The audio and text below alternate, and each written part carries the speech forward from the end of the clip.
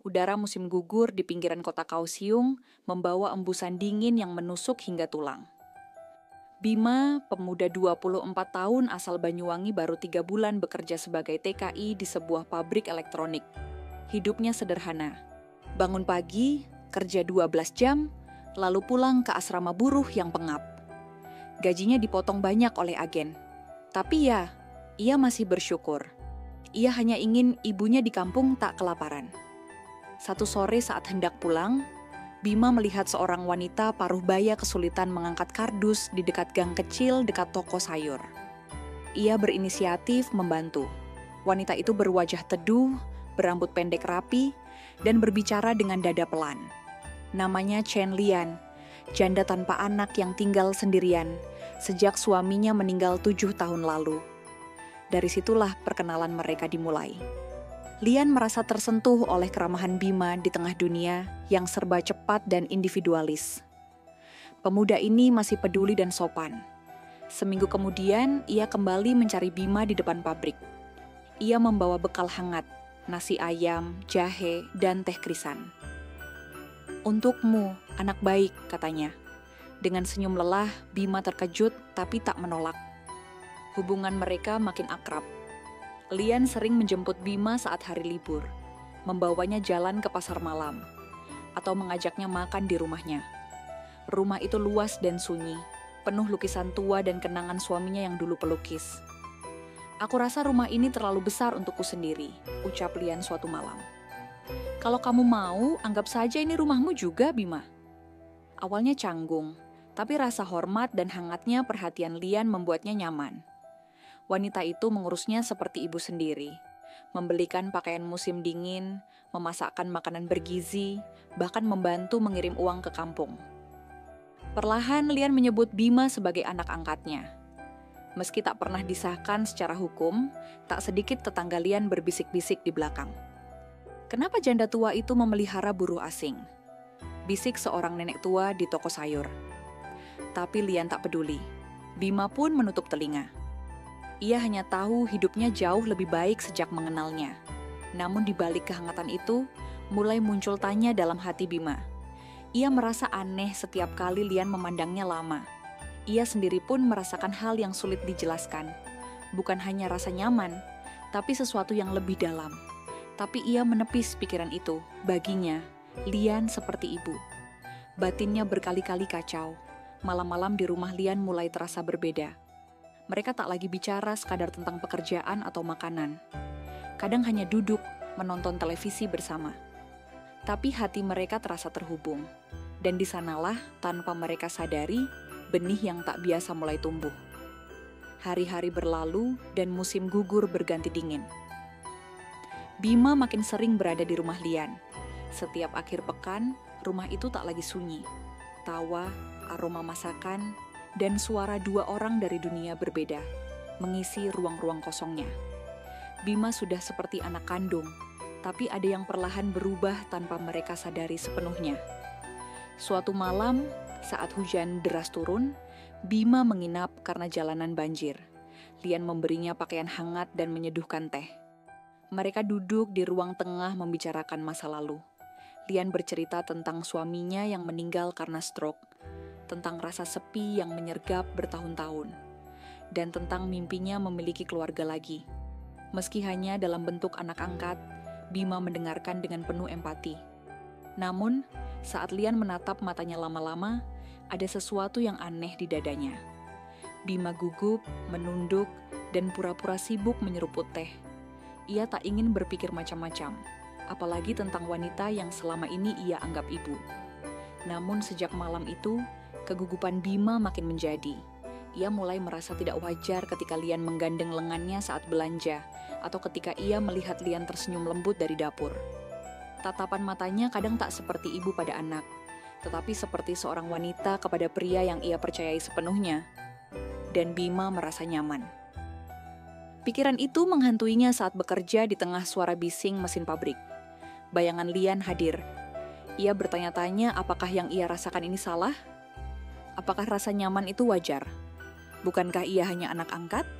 Suatu siang, seorang rekan sesama TKI bernama Tono menegurnya. Gue lihat lo dijemput ibu-ibu lokal yang suka bawa bekal itu. Lo tinggal di rumah dia, kata Tono. Bima mengangguk. Dia baik, kayak ibu sendiri, sahut Bima. Tono tertawa sinis. Hati-hati bro, kadang kebaikan bisa berubah arah. Jangan-jangan lo digituin karena dia suka sama lo. Ucapan itu menusuk. Bima tak menjawab, tetapi sejak itu ia mulai menjaga jarak. Ia pulang ke asrama, lebih sering menolak ajakan makan malam Lian beberapa kali. Namun setiap kali menatap layar ponsel dan melihat pesan dari wanita itu. Kau sudah makan Bima? Dadanya terasa kosong. Lian pun merasakan perubahan itu. Suatu sore, ia menyusul ke depan pabrik membawa bekal seperti biasa. Tapi Bima menghindar. Lian berdiri lama di bawah pohon sakura yang menggugurkan daun. Kalau kamu tak ingin datang lagi, tidak apa-apa, ucap Lian pelan. Saat Bima akhirnya menghampiri, ia terdiam. Ia ingin menjelaskan, tetapi tak tahu harus mulai dari mana. Ia takut mengecewakan, tapi juga takut pada perasaannya sendiri. Yang jelas, hatinya tak sama lagi. Dan Lian entah sadar atau tidak, juga bukan sekadar ibu angkat bagi Bima. Di antara kebingungan itu, satu hal jelas. Kedekatan mereka sudah melewati batas wajar antara seorang ibu dan anak. Mereka berdua mengetahuinya, meski belum berani mengakuinya. Hari-hari Bima makin terasa berat. Ia masih bekerja seperti biasa, tapi pikirannya selalu melayang ke rumah Lian.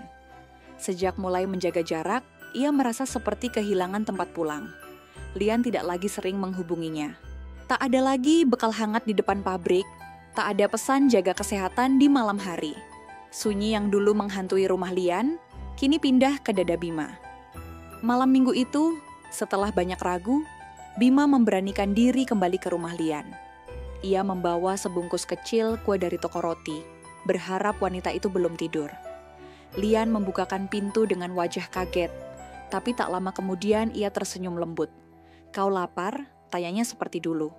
Malam itu mereka makan malam bersama, lebih banyak diam daripada bicara. Setelah mencuci piring, Lian duduk di kursi dekat jendela. Bima, katanya, aku tak pernah memaksamu tinggal di sini, tapi aku tak bisa membohongi diriku sendiri. Aku menyayangimu, bukan sebagai ibu. Kata-kata itu membuat Bima terpaku. Perasaan yang selama ini ia tolak, kini diucapkan langsung oleh wanita yang mengubah hidupnya. Aku juga bingung, Lian.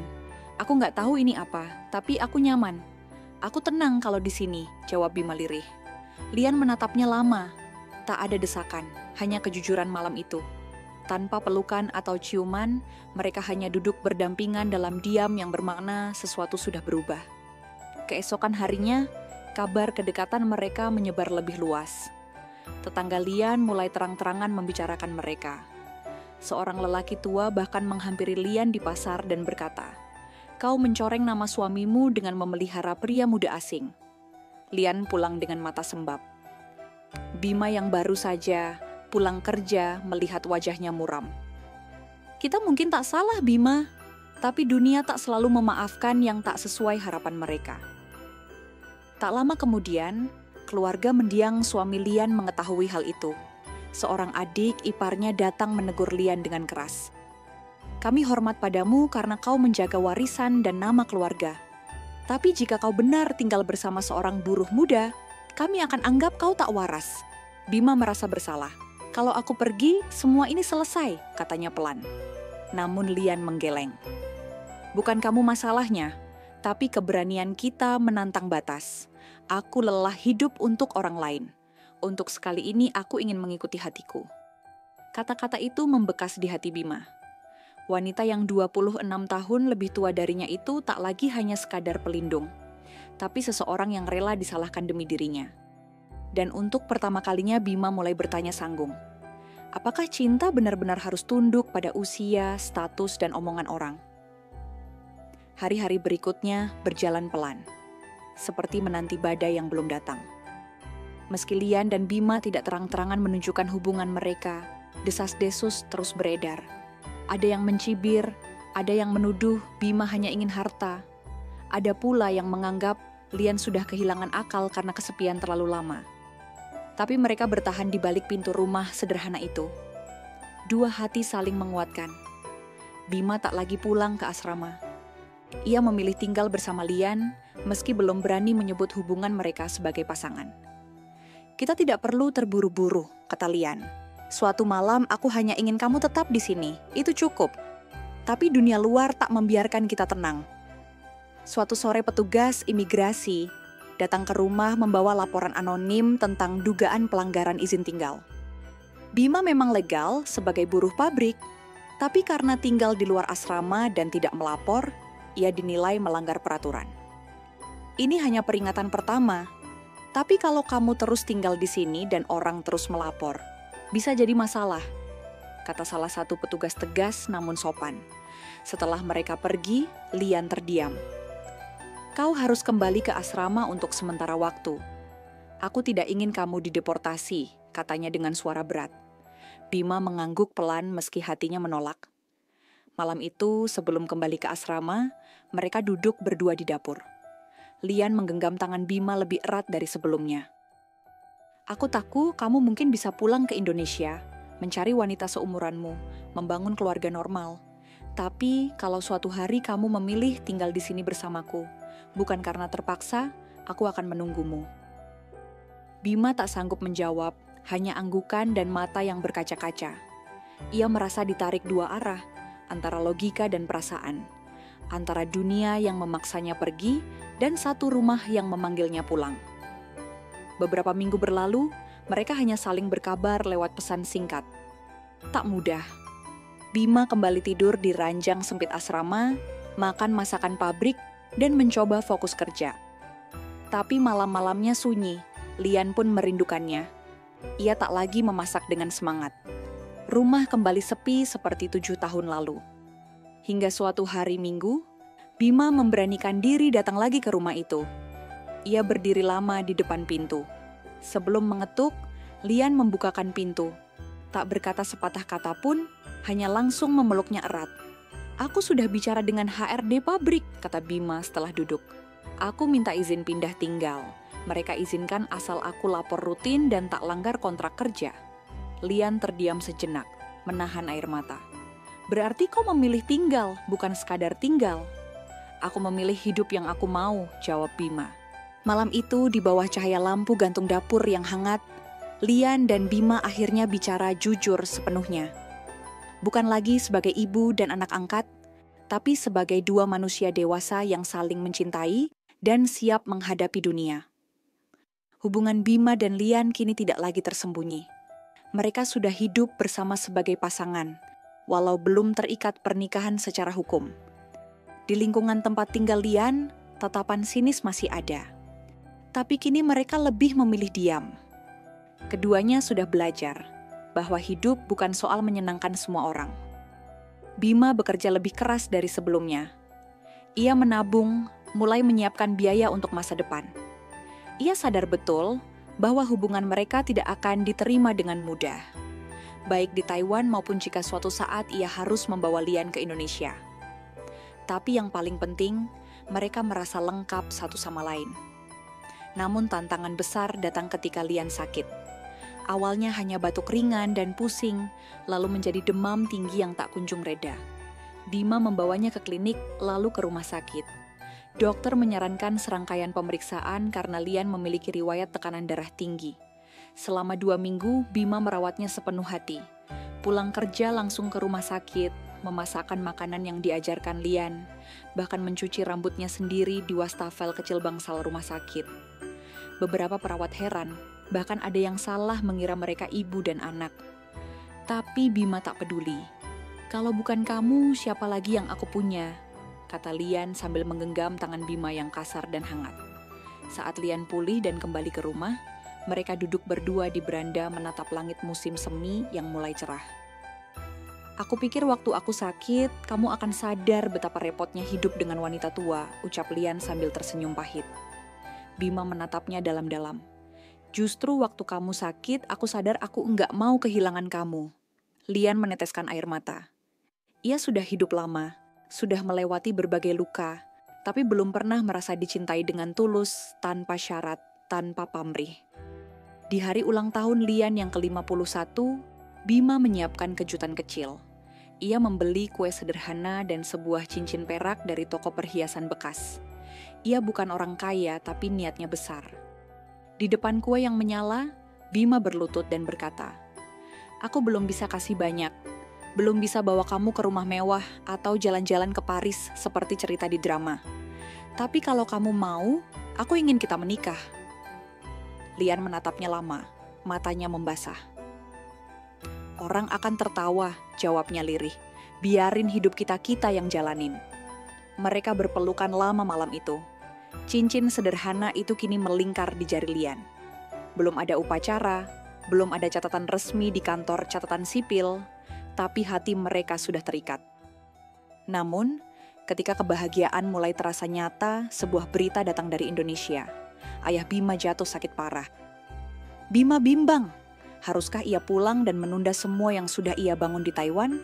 Atau tetap tinggal dan terus menjaga Lian yang baru sembuh? Malam itu Bima tak bisa tidur. Telepon dari ibunya di kampung masih terngiang. Ayahnya dilarikan ke rumah sakit karena serangan jantung. Suara ibunya bergetar seolah memohon anak sulungnya pulang, walau hanya sebentar.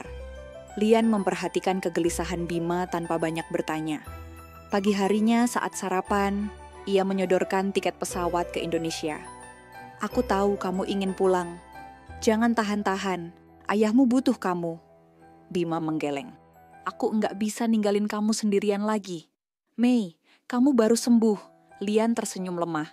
"Aku sudah lebih baik. Kamu perlu berdamai dengan keluargamu. Mereka juga bagian dari hidupmu." Setelah perdebatan singkat dan linangan air mata, akhirnya Bima memutuskan pulang untuk 2 minggu. Lian mengantarnya ke bandara dengan mata sembab, memeluknya erat. "Jangan khawatir soal aku, pulanglah dengan hati tenang." Di kampung halamannya di Banyuwangi, Bima disambut pelukan haru ibunya. Ayahnya terbaring lemah di ranjang, namun matanya berbinar melihat putra sulungnya kembali. 2 minggu penuh kehangatan dan luka lama yang perlahan sembuh. Malam sebelum kembali ke Taiwan, Bima duduk bersama ibunya dan adiknya. Ia menceritakan segalanya. Bagaimana Lian menolongnya saat ia tersesat di negeri orang. Bagaimana hubungan mereka berkembang, dan tentang rencananya untuk menikah. Ibunya terpaku lama, lalu berkata pelan, "Bima, ibu enggak bisa bohong. Ibu kaget. Tapi kalau dia benar-benar baik padamu dan kamu bahagia, ibu ikhlas. Tapi siapkah kamu menanggung pandangan orang?" Bima mengangguk. "Sudah terlalu banyak yang kami lewati. Aku nggak bisa pura-pura bahagia hanya demi diterima." Sesampainya di Taiwan, Lian menjemput Bima di bandara. Wajahnya lebih segar meski ada gurat rindu yang tak tersembunyi. "Ayahku senang aku pulang, dan mereka tahu semuanya," ujar Bima sambil menatap mata Lian. "Aku siap menikah secara resmi di sini atau nanti kita cari jalan ke Indonesia. Aku enggak mau terus menunda." Lian terpaku, matanya membasah. "Kamu yakin?" Bima menarik napas panjang. "Selama aku hidup, kamu satu-satunya rumahku." 2 bulan kemudian mereka menikah di kantor catatan sipil di pinggiran Tainan. Sederhana, hanya dihadiri 2 saksi warga lokal dan 1 teman pabrik Bima. Di ruangan kecil itu, 2 hati yang sempat dipisahkan jarak usia dan prasangka akhirnya bersatu dalam ikatan sah. Malam pernikahan mereka dihabiskan dengan duduk berdampingan di rumah, mengenang semua perjalanan panjang dari pertemuan pertama di teras toko bunga. Dan ketika semua tampak mulai tenang, satu kejutan datang. Lian merasa mual berhari-hari. Awalnya ia kira hanya kelelahan. Ia memutuskan pergi ke dokter. Hasil tes membuatnya terdiam lama. Ia pulang dengan langkah lemah menatap Bima yang sedang menyiram tanaman di halaman. "Kenapa, Mei?" bisik Bima. Lian menyerahkan hasil pemeriksaan. Perlahan Bima membaca dan membeku, lalu menatap Lian yang mulai berlinang air mata. "Aku hamil," suara Lian bergetar. Bima tak bisa berkata-kata. Tangannya memegang lembaran hasil pemeriksaan kandungan itu dengan gemetar. Beberapa detik ia hanya menatap Lian yang menunduk dan berusaha menahan air mata. Dalam kebingungan, Bima memeluknya erat. "Aku enggak tahu ini mungkin atau enggak." Suara Lian bergetar. Dokter juga kaget, tapi dia bilang, "Ini kehamilan alami dan nyata." Lian, perempuan berusia 51 tahun, hamil. Sesuatu yang oleh sebagian besar orang dianggap mustahil bahkan gila. Tapi semua hasil pemeriksaan membuktikan sebaliknya. Dokter menjelaskan bahwa peluangnya sangat kecil, tapi tidak nol. Dan mereka adalah keajaiban kecil itu. Hari-hari setelah itu dipenuhi kecemasan sekaligus harapan. Kehamilan pada usia Lian dianggap berisiko tinggi. Mereka harus bolak-balik rumah sakit, menjaga pola makan, menghindari stres. Jika membagi waktunya antara bekerja, mengurus rumah, dan mendampingi istrinya yang tengah mengandung, tentu menantang. Lingkungan sekitar pun tak tinggal diam. Ada yang berspekulasi, ada yang sinis, bahkan ada yang terang-terangan menyebut itu aib. Tapi Bima dan Lian memilih fokus pada kebahagiaan mereka sendiri. Kalau dulu aku hidup hanya untuk bertahan, kata Lian suatu malam. Sekarang aku hidup karena punya harapan. Bima tersenyum dan mengecup keningnya. Aku juga, dan aku enggak akan biarkan siapapun mengambil itu dari kita. 6 bulan berjalan, perut Lian membesar perlahan. Kondisinya dijaga ketat oleh tim dokter yang awalnya skeptis, tapi lama-lama ikut terharu melihat semangat pasangan ini. Bima bahkan mulai mencicil satu kamar kecil di lantai atas diubah menjadi ruang bayi. Catnya biru pucat dengan hiasan gambar bintang dan bulan di dinding. Kabar kehamilan Lian sampai ke keluarga Bima di Banyuwangi. Ibunya yang semula sulit menerima hubungan mereka kini mulai berubah. Dalam video call, ia berkata pelan, "Ibu hanya ingin kamu bahagia, Nak. Kalau ini jalanmu, Ibu doakan selamat dan lancar." Saat usia kandungan memasuki bulan ke-8, Lian mulai mudah lelah. Dokter menyarankan rawat inap menjelang persalinan. Bima mendampingi setiap malam. Akhirnya di suatu pagi yang dingin dan sunyi, terdengar tangis bayi di ruang bersalin. Seorang bayi perempuan mungil lahir dengan selamat. Lian menangis memeluk anak mereka, dan Bima berdiri di sampingnya. Matanya penuh air mata syukur. Mereka menamai anak itu Shinyue, sebuah nama yang menyiratkan harapan baru yang datang setelah musim dingin panjang. Mereka bukan keluarga biasa, seorang TKI dari Banyuwangi dan seorang janda Taiwan yang jauh lebih tua. Kini, di rumah kecil di pinggiran kota Juoyang, 3 jiwa hidup dalam damai. Bima tak lagi hanya pekerja pabrik, ia adalah suami, ayah, dan laki-laki yang menemukan arti hidup dalam cinta yang tidak dipilih dunia, tapi dipilih oleh hatinya sendiri.